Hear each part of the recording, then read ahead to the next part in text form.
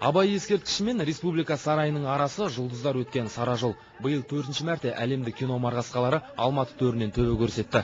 Голливуд майталманы Кристофер Ламберт, француз аруы Софи Марсомен қатар қазақ киногерлері кешке қарай қадам басты. Бірі әлемдік сахнаны жаулаған жұлдыз, енді бірі Кеңес одағы киносының аты аңыз, заты абыз ақсақалдары. Бір қуанышып, достармен кездестік. Жолдастар көптен көрмеген, соның бәрі қуаныш. Бұл енді мейрам ғой, киноның. Киноның мейрамы әр уақытта сол қуаныш болады. Фестиваль шымылдығы кино мейрам меймандарын құттықтаған елбасы хатымен ашылды. Нұрсұлтан Назарбаевтың есімі мәдениет пен өнердің шынайы жанашыр ретінде етене таныс.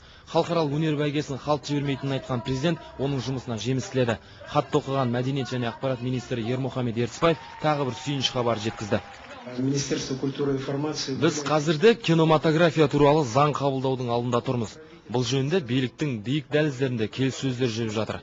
Құжатта отандық кино өндірісті 5 жылға дейін салықтан босату туралы айтылады. Бұл жолғы фестиваль талқысына Европа, Азия және ТМД елдерінен іріктелген 7 толық метражды кино туынды ұсынылып отыр. Оның 5-еуі қазақтың жас режиссерларының жобалары.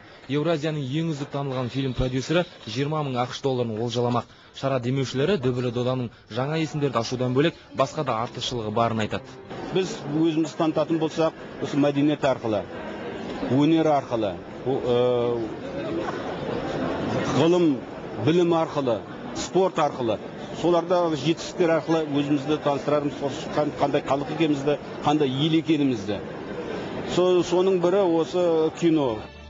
Апта бойына кино сиқырымен арбайтын Еуразияда Орталық Азия және түркі әлемінің фильмдері жеке дара додаға түседі. Бұл биылғы фестивальдің жаңалығы. Ал қыркүйектің 29-ында тағы бір жұлдыздар шоғыры Алматыға ат басын тіремек. Мейіржан Әлбекұлы, Ержан Жаңбырбаев.